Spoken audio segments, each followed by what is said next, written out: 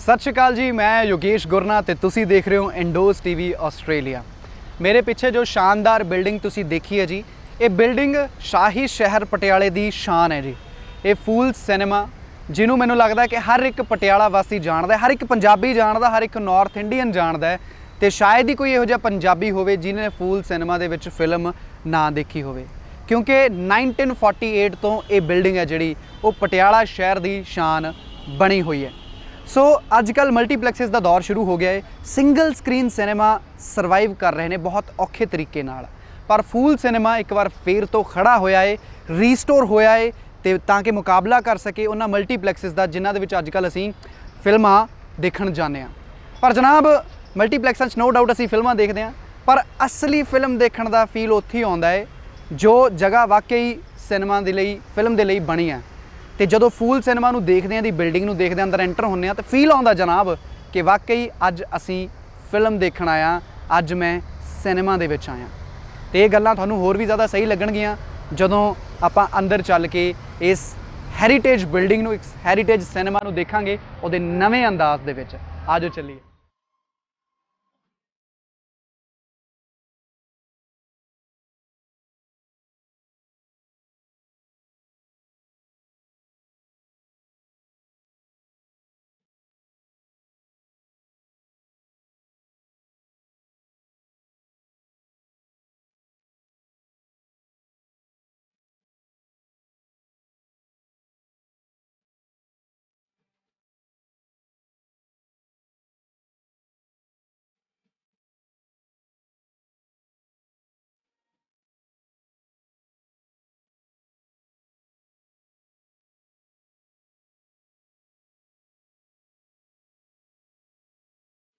ये वो जगह है जिथे फिल्म देखने को दिल करता है। अजकल असी मल्टीप्लैक्सिस के जाने फिल्मां देखते हैं, बट वो सिनेमा वाला फील नहीं आता ना, बिकॉज उत्थे शॉपिंग भी कर लईदी आ, कुछ होर चीज़ां भी कर लईदियां ने, तो फिर फिल्म भी देख लईदी आ।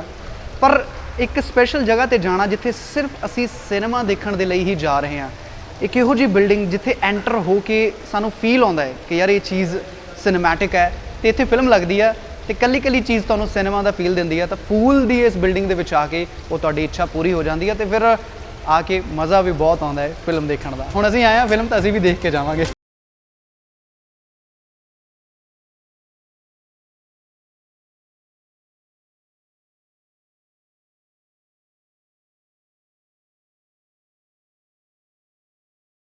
जिंदगी की पहली फिल्म देखी थी, तो वो पौड़ियाँ ने जिहड़ियां तुहानूं वाकई वो फील दिंदियां ने कि मैं एक सिनेमा देखण चलिया। आ जाओ चलिए।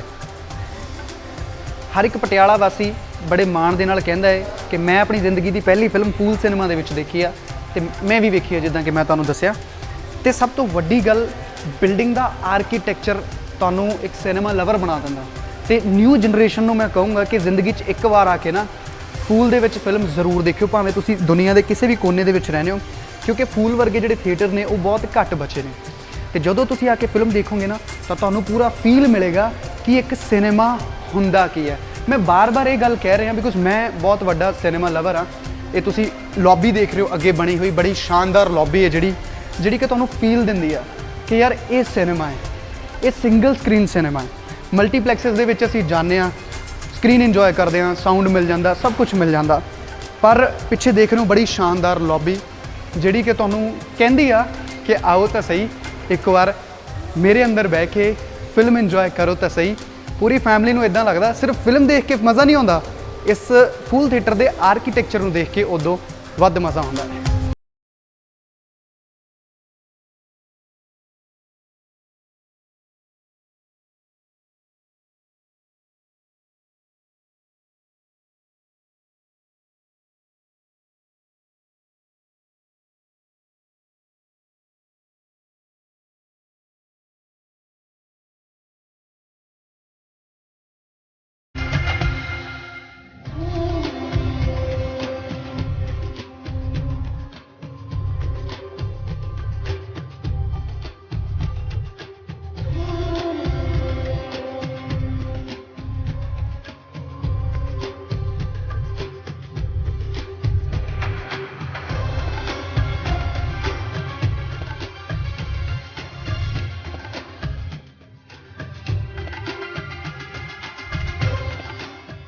ਸੋ ਗਾਇਜ਼ ਜਦੋਂ ਆਪਾਂ ਫਰਸਟ ਫਲੋਰ ਦੀ ਲੌਬੀ ਤੇ ਪਹੁੰਚਦੇ ਹਾਂ ਤੇ ਤੁਸੀਂ ਦੇਖਿਆ ਕਿ ਕਿੰਨੀਆਂ ਸ਼ਾਨਦਾਰ ਤੇ ਜ਼ਬਰਦਸਤ ਪਿਕਚਰਸ ਲਗਾਈਆਂ ਗਈਆਂ ਨੇ ਤੇ ਇੱਕ ਪਿਕਚਰ ਜਿਹਨੇ ਮੇਰਾ ਸਭ ਤੋਂ ਜ਼ਿਆਦਾ ਧਿਆਨ ਖਿੱਚਿਆ ਉਹ ਇਹ ਆ ਬਿਫੋਰ ਇੰਡੀਪੈਂਡੈਂਟ ਦਾ ਜਿਹੜਾ ਮੈਪ ਹੈ ਸਾਡੇ ਇੰਡੀਆ ਦਾ।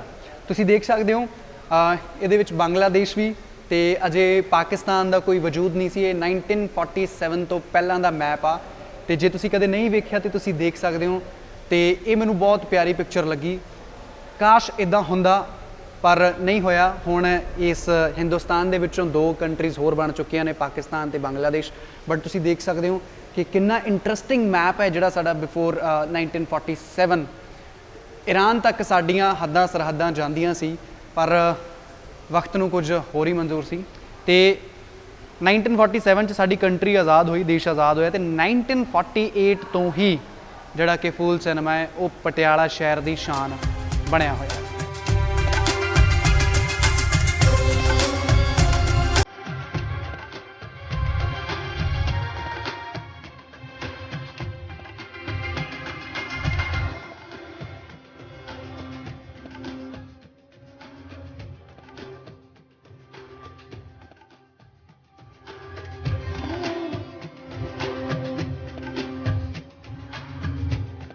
ਗਾਈਜ਼ ਇੱਕ ਖਾਸ ਗੱਲ ਦੱਸਾਂ, ਜਦੋਂ ਆਪਾਂ ਫਸਟ ਫਲੋਰ ਦੀ ਜਿਹੜੀ ਇਹ ਰਾਊਂਡ ਸ਼ੇਪ ਦੇ ਵਿੱਚ ਲੌਬੀ ਬਣੀ ਹੋਈ ਹੈ ਨਾ ਫੂਲ ਸਿਨੇਮਾ ਦੀ ਫਸਟ ਫਲੋਰ ਤੇ, ਸੋ ਉਸ 'ਤੇ ਬਹਿ ਕੇ ਹੁਣ ਆਪਾਂ ਕਾਫੀ ਇੰਜੋਏ ਕਰ ਰਹੇ ਹਾਂ। ਟੇਬਲ ਬੜੇ ਸ਼ਾਨਦਾਰ ਲੱਗੇ ਹੋਏ ਆ ਤੇ ਇਸ ਜਗ੍ਹਾ ਤੋਂ ਵਰਲਡ ਫੇਮਸ ਫੁਹਾਰਾ ਚੌਂਕ ਦਾ ਨਜ਼ਾਰਾ ਵੀ ਬੜਾ ਘੈਂਟ ਨਜ਼ਰ ਆ ਰਿਹਾ ਹੈ ਤੇ ਕਾਫੀ ਹੋਰ ਵੀ ਜ਼ਿਆਦਾ, ਕਿਉਂਕਿ ਬੜਾ ਜ਼ਬਰਦਸਤ ਕੈਫੇਟੇਰੀਆ ਜਿਹੜਾ ਬਣਿਆ ਹੈ। ਤੁਸੀਂ ਦੇਖ ਲਿਆ ਫਸਟ ਫਲੋਰ 'ਤੇ ਕੈਫੇਟੇਰੀਆ ਬਣਿਆ ਹੋਇਆ, ਤੁਸੀਂ ਕਾਫੀ ਇੰਜੋਏ ਕਰ ਸਕਦੇ ਹੋ ਵਿਦ ਯੂਅਰ ਪਾਰਟਨਰ ਔਰ ਤੁਹਾਡਾ ਫਰੈਂਡ ਜਾਂ ਆਪਣੀ ਫੈਮਿਲੀ ਦੇ ਨਾਲ ਤੇ ਨਾਲ ਹੀ ਨਾਲ ਫੁਹਾਰੇ ਚੌਂਕ ਦੇ ਨਜ਼ਾਰੇ ਵੀ ਦੇਖ ਸਕਦੇ ਹੋ ਕਿਉਂਕਿ ਬੜਾ ਸੋਹਣਾ ਹੁਣ ਥੋੜੀ ਜਿਹੀ ਸ਼ਾਮ ਹੋ ਚੁੱਕੀ ਹੈ, ਗੱਡੀਆਂ ਦੀਆਂ ਲਾਈਟਾਂ ਬਲ ਚੁੱਕੀਆਂ ਨੇ ਤੇ ਫੁਹਾਰਾ ਚੌਂਕ ਦਾ ਨਜ਼ਾਰਾ ਬੜਾ ਜ਼ਬਰਦਸਤ ਇੱਥੋਂ ਆ ਰਿਹਾ ਹੈ। ਫਿਲਹਾਲ ਮੈਂ ਕਾਫੀ ਇੰਜੋਏ ਕਰਦਾ ਤੇ ਤੁਸੀਂ ਸੈਰ ਕਰੋ ਬਾਕੀ ਫੂਲ ਥੀਏਟਰ ਦੀ।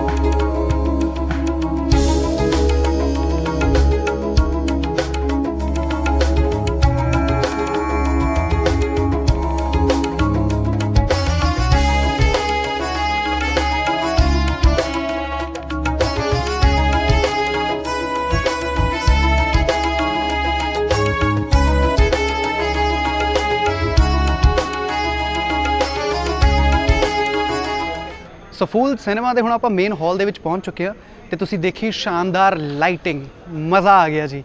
ਸੋ ਇਹ ਹਾਲ ਹੈ ਜੀ ਸਾਡੇ ਸਿਨੇਮਾ ਦਾ, ਫੂਲ ਸਿਨੇਮਾ ਦਾ, ਜਿਹੜਾ ਕਿ ਆਲਮੋਸਟ ਹੁਣ 1948 ਤੋਂ ਬਣਿਆ ਹੋਇਆ।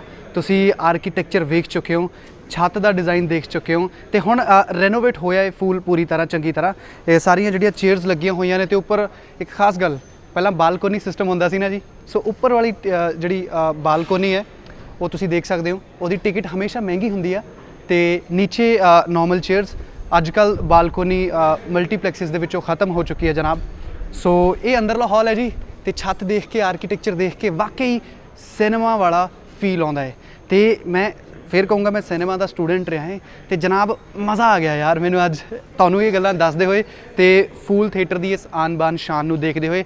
ਤੇ ਰੈਨੋਵੇਟ ਹੋਣ ਤੋਂ ਬਾਅਦ ਫੂਲ ਫੇਰ ਕਹਿੰਦਾ ਹੈ ਮਲਟੀਪਲੈਕਸਿਸ ਨੂੰ ਕਿ ਚੱਲ ਹਟ ਪਿੱਛੇ ਬਾਈ, ਹੁਣ ਫੂਲ ਫੇਰ ਆ ਗਿਆ।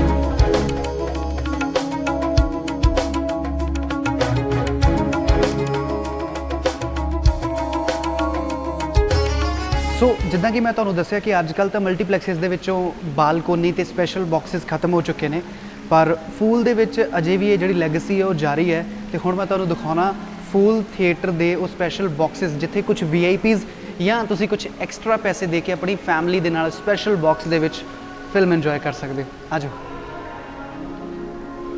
ਸੋ ਇਹ ਜਿਹੜਾ ਬਾਕਸ ਦਾ ਗੇਟ ਮੈਂ ਓਪਨ ਕਰਨ ਜਾ ਰਿਹਾ ਇਹ VIP ਬਾਕਸਿਸ ਹੈ ਜਿਹੜੇ ਕਿ ਪ੍ਰੋਮੀਨੈਂਟ ਪਰਸਨਸ ਨੇ ਉਹ ਇਸ ਬਾਕਸ ਦੇ ਵਿੱਚ ਜਾ ਕੇ ਫਿਲਮ ਦੇਖ ਸਕਦੇ ਨੇ ਰਾਈਟ।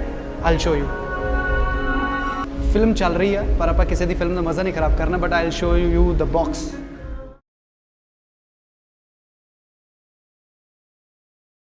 ਸੋ ਰਾਈਟ ਨਾਓ ਗਾਈਜ਼ ਮੈਂ ਬੈਠਾ ਫੂਲ ਥੀਏਟਰ ਦੇ ਬਾਕਸ ਦੇ ਵਿੱਚ ਜਿੱਥੇ ਤੁਸੀਂ ਇਹਨਾਂ ਸ਼ਾਨਦਾਰ ਚੇਅਰਸ ਦੇ ਉੱਪਰ ਬੈਠ ਕੇ ਮਜ਼ਾ ਲੈ ਸਕਦੇ ਹੋ ਫਿਲਮਸ ਦਾ। ਤੇ you have to pay 650 as I said per seat.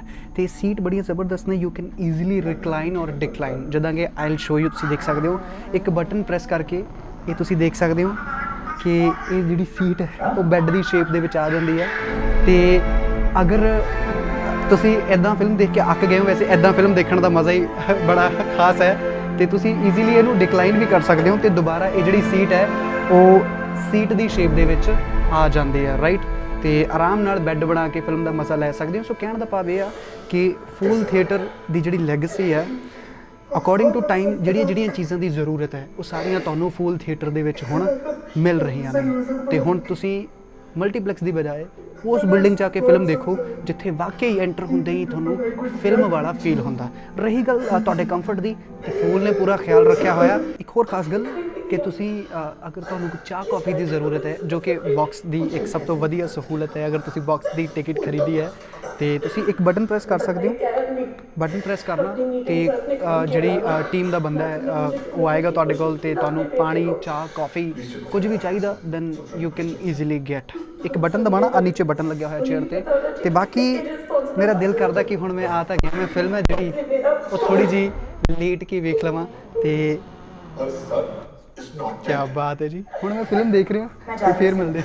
तुम कब आ रहे हो? बस मेरी मीटिंग है, उसको खत्म करके आ रहा हूं। तुम बस अपने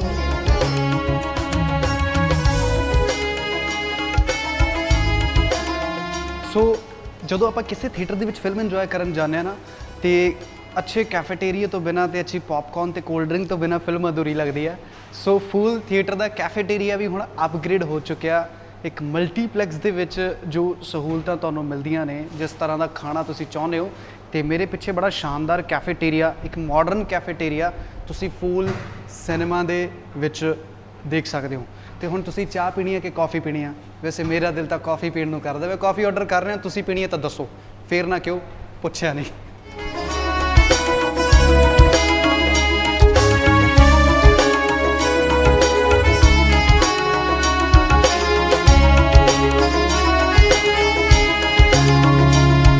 ਸੋ ਲੋ ਜੀ ਗਾਈਜ਼ ਬੜੀ ਖਾਸ ਚੀਜ਼ ਹੁਣ ਮੈਂ ਤੁਹਾਨੂੰ ਦਿਖਾਉਣ ਜਾ ਰਿਹਾ।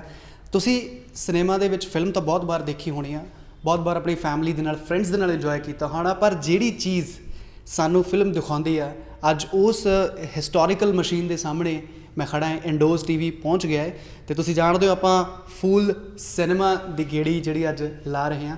ਸੋ ਮੇਰੇ ਪਿੱਛੇ ਉਹ ਪ੍ਰੋਜੈਕਟਰ ਮੌਜੂਦ ਆ। ਕਿਆ ਬਾਤ ਹੈ।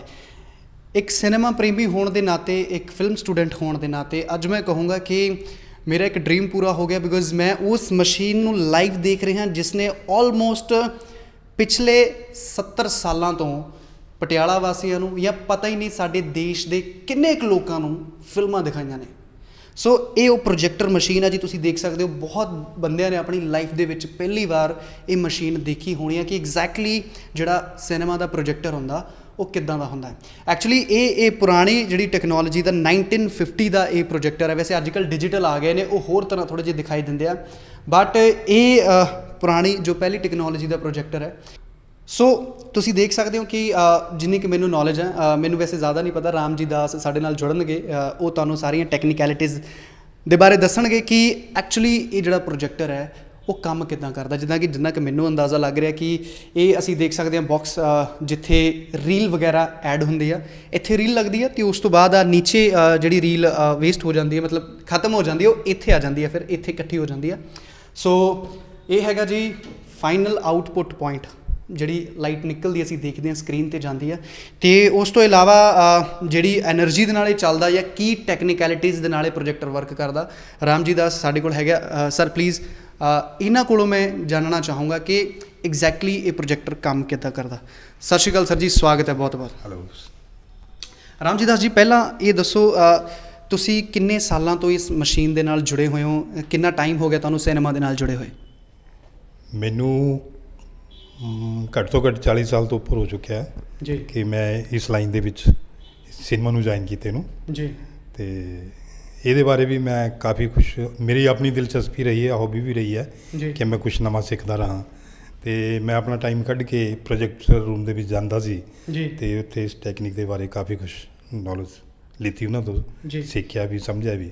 ਇਹ ਪ੍ਰੋਜੈਕਟਰ ਤੁਸੀਂ ਸੰਭਾਲ ਕੇ ਰੱਖਿਆ ਹੋਇਆ ਮੈਂ ਜਾਣਨਾ ਚਾਹੂੰਗਾ ਕਿ ਇਹ ਅਸਲ ਦੇ ਵਿੱਚ ਕੰਮ ਕਿੱਦਾਂ ਕਰਦਾ ਕੀ ਇਹਦਾ ਸਟਾਰਟਿੰਗ ਪੁਆਇੰਟ ਆ ਤੇ ਕਿਸ ਤਰ੍ਹਾਂ ਇਹ ਪ੍ਰੋਜੈਕਟ ਕੰਮ ਕਰਦਾ ਹੈ।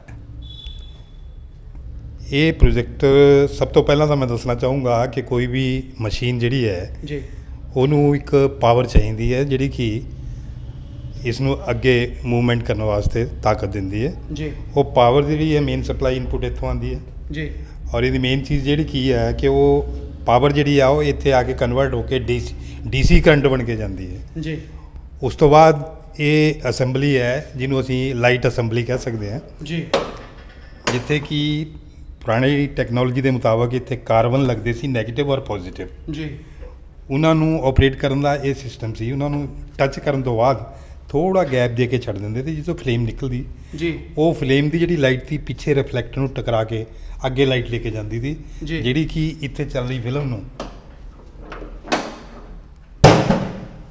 ਜਿਸ ਤਰ੍ਹਾਂ ਕਿ ਇਹ ਅਪਰ ਸਪੂਲ ਜੀ ਔਰ ਇਹ ਲੋਅਰ ਸਪੂਲ ਹੈ। ਜੀ ਇਹ ਵੀਡੀਓ ਅਸੈਂਬਲੀ ਜੀ ਸਾਊਂਡ ਅਸੈਂਬਲੀ ਜੀ ਪਿਕਚਰ ਜਦ ਸਟਾਰਟ ਹੋ ਜਾਂਦੀ ਇਸ ਮੋਟਰ ਦੇ ਤਾਈਂ ਇਹਨੂੰ ਘੁਮਾਇਆ ਜਾਂਦਾ ਸੀ ਜਦ ਇਹ ਘੁੰਮਦੀ ਸੀ ਜੀ ਤਾਂ ਫਿਲਮ ਚੱਲਦੀ ਸੀ ਇੱਥੇ ਆਂਦੀ ਸੀ ਤਾਂ ਫੋਟੋ ਅੱਗੇ ਚਲੀ ਜਾਂਦੀ ਸੀ ਜੀ ਫੋਟੋ ਆਉਣ ਤੋਂ ਬਾਅਦ ਜਦ ਇੱਥੇ ਪਿਕਚਰ ਉਹ ਫਰੇਮ ਆਉਂਦਾ ਸੀ ਤਾਂ ਇਹਦੀ ਸਾਊਂਡ ਅੱਗੇ ਚਲੀ ਜਾਂਦੀ ਸੀ। ਜੀ ਇਸ ਤਰ੍ਹਾਂ ਕਰਕੇ ਹੌਲੀ ਹੌਲੀ ਚੱਲਦੇ ਚੱਲਦੇ ਜਦ ਉੱਪਰਲਾ ਸਪੂਲ ਖਤਮ ਹੋ ਜਾਂਦਾ ਥੱਲੇ ਆ ਕੇ ਲਿਪਟ ਜਾਂਦਾ ਸੀ। ਇਸ ਹਿਸਾਬ ਨਾਲ ਇਹ ਪੂਰੀ ਟੈਕਨੋਲੋਜੀ ਤੁਹਾਨੂੰ ਪੂਰੀ ਪਿਕਚਰ ਸਕਰੀਨ ਦੇ ਉੱਤੇ ਦਿਖਾਉਂਦੀ। ਜੀ ਇਹ 50 ਸਾਲ 70 ਸਾਲ ਤੁਸੀਂ ਦੱਸਿਆ ਪੁਰਾਣਾ ਹੈ ਅਗਰ ਇਸ ਨੂੰ ਆਪਾਂ ਹੁਣ ਚਲਾਉਣ ਦੀ ਕੋਸ਼ਿਸ਼ ਕਰੀਏ ਤਾਂ ਇਹ ਕੰਮ ਕਰੇਗਾ। ਇਹ ਬਿਲਕੁਲ ਇਹ ਵਰਕਿੰਗ 'ਚ ਹੈ ਇਸ ਟਾਈਮ ਵੀ। ਜੀ ਇਹ ਸਿਰਫ ਇਸ ਵਾਸਤੇ ਰੱਖਿਆ ਕਿ ਜਿਹੜੀ ਸਾਡੀ ਆਉਣ ਵਾਲੀ ਜਨਰੇਸ਼ਨ ਹੈ ਜਿਹੜੇ ਸਾਡੇ ਯੰਗਰ ਨੇ ਜਿਨ੍ਹਾਂ ਨੂੰ ਇਸ ਟੈਕਨੋਲੋਜੀ ਦੇ ਬਾਰੇ ਪਤਾ ਨਹੀਂ ਜੀ ਉਹਨਾਂ ਨੂੰ ਦਿਖਾਉਣ ਵਾਸਤੇ ਜਾਂ ਉਹਨਾਂ ਨੂੰ ਉਹ ਸਮਝਾਉਣ ਵਾਸਤੇ ਕਿ ਪਹਿਲਾਂ ਇਹ ਮਨੋਰੰਜਨ ਦਾ ਸਾਧਨ ਜਿਹੜਾ था ਉਹ ਕਿਸ ਹਿਸਾਬ ਨਾਲ ਅਸੀਂ ਆਪਰੇਟ ਕਰਦੇ ਸੀ। ਜੀ ਕੀ ਬਾਤ ਹੈ ਸ਼ੁਕਰੀਆ ਰਾਮ ਜੀ। ਤੇ ਖਾਸ ਤੌਰ ਤੇ ਮੈਂ ਜਿਹੜੀ ਹੁਣ ਗੱਲ ਮੈਨੂੰ ਜਿਸ ਗੱਲ ਦੀ ਖੁਸ਼ੀ ਆ ਕਿ ਇਸ ਪ੍ਰੋਜੈਕਟਰ ਨੂੰ ਦੇਖ ਕੇ ਅੱਜ ਮੈਨੂੰ ਖੁਸ਼ੀ ਇਹ ਹੋਈ ਆ ਕਿ ਐਜ਼ ਅ ਸਿਨੇਮਾ ਲਵਰ ਇੱਕ ਮੀਡੀਆ ਸਟੂਡੈਂਟ ਜਾਂ ਇੱਕ ਫਿਲਮ ਲਵਰ ਹੋਣ ਦੇ ਨਾਤੇ ਅੱਜ ਮੇਰਾ ਬਹੁਤ ਵੱਡਾ ਡ੍ਰੀਮ ਪੂਰਾ ਹੋਇਆ ਕਿਉਂਕਿ ਇੰਨੀ ਪੁਰਾਣੀ ਤੇ ਐਂਟੀਕ ਮਸ਼ੀਨ ਨੂੰ ਲਾਈਵ ਦੇਖਣਾ ਆਪਣੇ ਆਪ ਦੇ ਵਿੱਚ ਇੱਕ ਵੱਡੀ ਗੱਲ ਆ। ਤੇ ਸ਼ੁਕਰੀਆ ਅਦਾ ਕਰਾਂਗੇ ਅਸੀਂ ਰਾਮ ਜੀ ਦਾਸ ਜੀ ਦਾ ਜਿਨ੍ਹਾਂ ਨੇ ਸਾਨੂੰ ਪੂਰੇ ਤਰੀਕੇ ਦੇ ਨਾਲ ਸਮਝਾਇਆ ਕਿ ਐਗਜ਼ੈਕਟਲੀ ਇਹ ਜਿਹੜਾ ਪ੍ਰੋਜੈਕਟਰ ਆ ਉਹ ਕੰਮ ਕਿੱਦਾਂ ਕਰਦਾ ਹੈ। ਤੇ ਥੈਂਕਸ ਟੂ ਦਿਸ ਮਸ਼ੀਨ ਕਿਉਂਕਿ ਇਸ ਦੀ ਬਦੌਲਤ ਲੱਖਾਂ ਕਰੋੜਾਂ ਲੋਕਾਂ ਨੇ ਪਟਿਆਲਾ ਸ਼ਹਿਰ ਦੇ ਵਿੱਚ ਆਪਣੀ ਜ਼ਿੰਦਗੀ ਦੀਆਂ ਖੁਸ਼ੀ ਦੀਆਂ ਕਹਿ ਲਓ ਕਿ ਹਰ ਤਰ੍ਹਾਂ ਦੀਆਂ ਘੜੀਆਂ ਨੂੰ ਇਹਦੇ ਨਾਲ ਸਪੈਂਡ ਕੀਤਾ ਹੈ ਤੇ ਮਜ਼ੇ ਨਾਲ ਫਿਲਮਾਂ ਇੰਜੋਏ ਕੀਤੀਆਂ।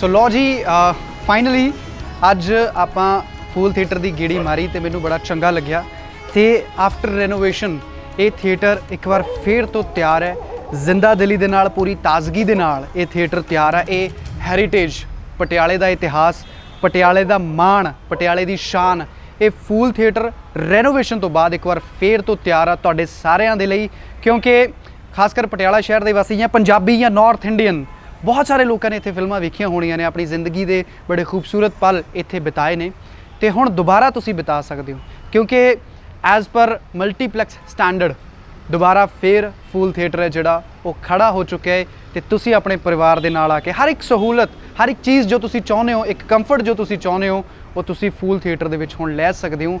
ਹੁਣ ਇਹ ਬਣਿਆ ਤਾਂ ਭਾਵੇਂ 20ਵੀਂ ਸਦੀ ਦੇ ਵਿੱਚ ਸੀ ਪਰ ਹੁਣ ਇਹ 21ਵੀਂ ਸਦੀ ਦਾ ਸਿਨੇਮਾ ਬਣ ਚੁੱਕਿਆ ਹੈ ਤੇ 1948 ਦੇ ਵਿੱਚ ਬਣਿਆ ਇਹ ਸਿਨੇਮਾ ਅੱਜ 21ਵੀਂ ਸਦੀ ਦਾ ਸਿਨੇਮਾ ਬਣ ਕੇ ਵੱਡੇ ਵੱਡੇ ਮਲਟੀਪਲੈਕਸਿਸ ਨੂੰ ਟੱਕਰ ਦੇ ਰਿਹਾ ਹੈ। ਤੇ ਫਿਲਮ ਤੁਸੀਂ ਫੂਲ 'ਚ ਆ ਕੇ ਕਿਉਂ ਦੇਖੋ ਮੈਂ ਫਿਰ ਆਖਿਰ ਤੇ ਰਿਪੀਟ ਕਰੂੰਗਾ ਬਿਕੋਜ਼ ਇਹ ਗੱਲ ਮੇਰੇ ਦਿਲ ਨੂੰ ਛੂੰਹਦੀ ਆ ਕਿ ਜਦੋਂ ਅਸੀਂ ਮਲਟੀਪਲੈਕਸਿਸ ਦੇ ਵਿੱਚ ਜਾਂਦੇ ਹਾਂ ਨੋ ਡਾਊਟ ਫਿਲਮਾਂ ਉੱਥੇ ਵੀ ਲੱਗਦੀਆਂ ਨੇ ਪਰ ਜਦੋਂ ਫਿਲਮ ਦੇਖਣ ਨਿਕਲਦੇ ਆ ਨਾ ਤਾਂ ਇੱਕ ਫਿਲਮ ਵਾਲਾ ਫੀਲ ਆਉਣਾ ਚਾਹੀਦਾ ਕਿ ਯਾਰ ਮੈਂ ਵਾਕਈ ਇੱਕ ਬਿਲਡਿੰਗ ਦੇ ਵਿੱਚ ਜਾ ਰਿਹਾ ਇੱਕ ਸਿਨੇਮਾ ਦੇ ਵਿੱਚ ਜਾ ਰਿਹਾ ਕਿ ਮੈਂ ਆਪਣੇ ਪਰਿਵਾਰ ਨੂੰ ਲੈ ਕੇ ਜਾਵਾਂ ਇੱਕ ਫਿਲਮ ਵਾਲਾ ਫੀਲ ਆਵੇ ਨਾ ਤੇ ਫੂਲ ਦੀ ਬਿਲਡਿੰਗ ਨੂੰ ਦੇਖਦੇ ਹੀ ਐਂਟਰ ਹੁੰਦੇ ਹੀ ਇੱਕ ਫੀਲ ਆਉਂਦਾ ਹੈ ਕਿ ਯਾਰ ਮੈਂ ਸਿਨੇਮਾ ਦੇ ਵਿੱਚ ਆਇਆ ਹਾਂ। ਤੇ ਜਿੱਥੇ ਬਿਲਡਿੰਗ ਦੇ ਵਿੱਚ ਆਉਣ ਸਾਰੀ ਸਿਨੇਮਾ ਵਾਲਾ ਫੀਲ ਆਵੇ ਤੇ ਫਿਰ ਉੱਥੇ ਫਿਲਮ ਦੇਖ ਕੇ ਕਿੰਨਾ ਮਜ਼ਾ ਆਵੇਗਾ। ਸੋ ਇਸੇ ਕਰਕੇ ਮੈਂ ਯੋਗੇਸ਼ ਗੁਰਨਾ ਤੇ ਇੰਡੋਜ਼ ਟੀਵੀ ਆਸਟ੍ਰੇਲੀਆ ਅੱਜ ਇੱਥੇ ਪਹੁੰਚੇ ਸੀ ਤੁਹਾਨੂੰ ਸਾਰਿਆਂ ਨੂੰ ਦੱਸਣ ਦੇ ਲਈ ਕਿ ਫੂਲ ਸਿਨੇਮਾ ਫਿਰ ਤੋਂ ਤੁਹਾਡੇ ਲਈ ਤਿਆਰ ਆ। ਆਪਣੀ ਫੈਮਿਲੀ ਦੇ ਨਾਲ ਆਓ, ਮਜ਼ੇ ਨਾਲ ਇੰਜੋਏ ਕਰੋ ਜ਼ਬਰਦਸਤ ਤੇ ਸ਼ਾਨਦਾਰ ਮੂਵੀਜ਼ ਤੇ ਬਣੋ ਇਸ ਪੁਰਾਣੀ ਸ਼ਾਨਦਾਰ ਲੈਗੇਸੀ ਦਾ ਹਿੱਸਾ। ਤੇ ਮੈਨੂੰ ਬੜਾ ਪ੍ਰਾਊਡ ਹੈ ਕਿ ਮੈਂ 2009 ਦੇ ਵਿੱਚ ਪਹਿਲੀ ਫਿਲਮ ਇੱਥੇ ਵੇਖੀ ਸੀ। ਸਤਿ ਸ਼੍ਰੀ ਅਕਾਲ।